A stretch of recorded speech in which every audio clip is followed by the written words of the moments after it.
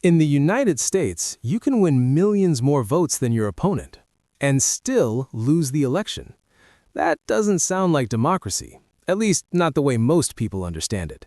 Yet, this isn't a bug in the system. It's the system working exactly as it was designed to. And to understand why, we need to go back more than 200 years to a compromise that still decides who becomes president today. Have you ever wondered why the person with the most votes doesn't always win the US presidential election?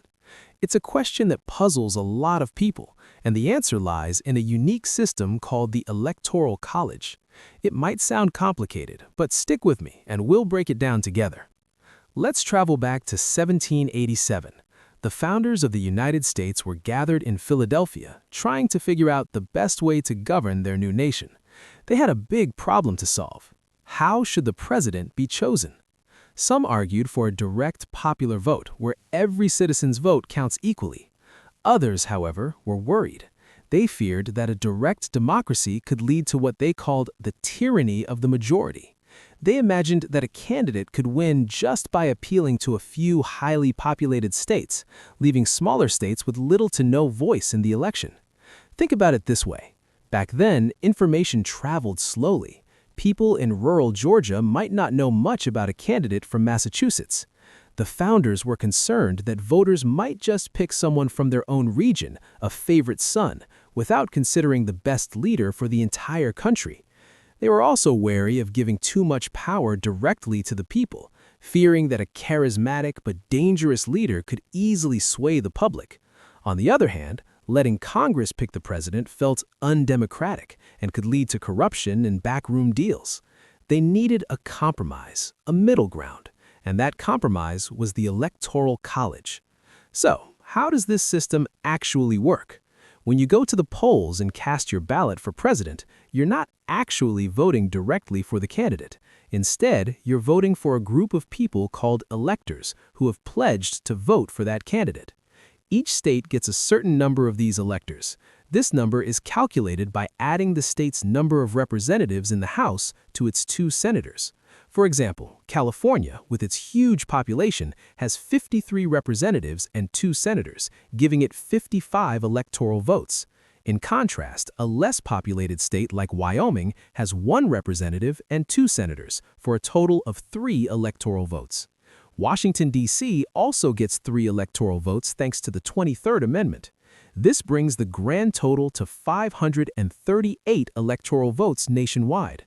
To become president, a candidate needs to win a majority of these electoral votes, which means they need to get at least 270. This is the magic number. Now here's the crucial part. In almost every state, it's a winner-take-all system. This means that if a candidate wins the popular vote in a state, even by a single vote, they typically get all of that state's electoral votes. Maine and Nebraska are the only exceptions. They use a proportional system to divide their votes.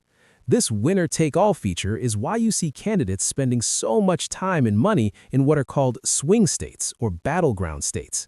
These are states where the vote is expected to be very close, like Florida, Pennsylvania, or Arizona. Winning these states can be the key to reaching that magic number of 270. This brings us back to our original question. Why can someone win the presidency without winning the popular vote? It has happened 5 times in U.S. history, most recently in 2000 and 2016. It's possible because of the winner-take-all system and the way electoral votes are distributed. A candidate can win by narrow margins in several large states, racking up a lot of electoral votes, while their opponent wins by huge margins in other states but doesn't get enough electoral votes to win the overall election. For example, winning California by 3 million votes gets you the same 55 electoral votes as winning it by just 1 vote. Meanwhile, winning a bunch of smaller states with slim margins can add up to a victory in the Electoral College, even if you have fewer total votes nationwide. Supporters of the Electoral College argue that it's essential for protecting the interests of smaller states. Without it, they say, presidential candidates would only focus on major cities and densely populated areas like New York City, Los Angeles, and Chicago, completely ignoring the concerns of people in rural and less populated states. They believe the system forces candidates to build broad coalitions across different regions and demographics, ensuring they have support from a wide cross-section of the country, not just one or two populous areas. It's designed to promote national unity by making it necessary for a candidate to have geographically distributed support. However, the Electoral College has plenty of critics. The most common argument against it is that it's fundamentally undemocratic. Critics say the principle of one person, one vote is violated when the person with fewer votes can win the presidency. They point out that a voter in a small state like Wyoming has proportionately more power in the presidential election than a voter in a large state like Texas or Florida. This is because the minimum of 3 electoral votes for every state gives smaller states more electoral clout per person. Another major criticism is the focus on swing states. Because the outcome in most states is predictable, the election often comes down to just a handful of battleground states. This means that the issues and concerns of voters in those states get a disproportionate amount of attention from candidates, while voters in safe states, whether reliably Republican or Democrat, are often taken for granted and ignored. Critics argue this discourages voter turnout in non-competitive states, as people feel their vote really doesn't matter. So, what are the alternatives? People have proposed many ideas over the years. The most straightforward proposal is to switch to a national popular vote. The candidate who gets the most votes across the entire country wins. Period. This would ensure that every vote counts equally, no matter where it's cast. Another idea is the National Popular Vote Interstate Compact. This is an agreement among states to award all of their electoral votes to whichever candidate wins the national popular vote. This compact would only go into effect once states totaling at least 270 electoral votes have joined. It's a clever way to implement a national popular vote without needing to amend the Constitution, which is an incredibly difficult process. Other proposals suggest reforming the current system instead of abolishing it. One idea is to get rid of the winner-take-all rule and adopt the proportional system used by Maine and Nebraska nationwide. This would mean a candidate who gets 40% of the popular vote in a state would get roughly 40% of its electoral votes. This could make elections more competitive in every state and encourage candidates to campaign everywhere, not just in swing states. The debate over the Electoral College is as old as the country itself, and it's not going away anytime soon.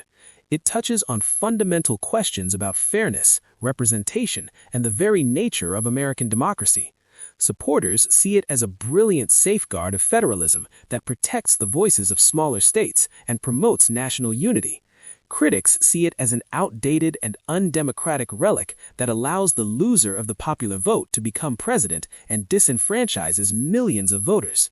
Amending the Constitution to change or abolish the Electoral College would require a 2/3 vote in both the House and the Senate, and then ratification by 3/4 of the states. That's a very high bar, especially for such a politically charged issue. The path of the National Popular Vote Interstate Compact offers a potential workaround, but it also faces legal and political challenges. So, the next time you watch the election results roll in and see that colorful map of red and blue states, you'll know what's really going on. It's not just a simple race for the most votes, it's a strategic battle for 270 electoral votes, a battle shaped by a 200-year-old compromise that continues to define American politics today. It's a system with deep historical roots and profound modern consequences, and understanding it is key to understanding how the United States chooses its leader. What do you think? Is the Electoral College a vital part of American democracy, or is it time for a change? Let me know your thoughts in the comments below.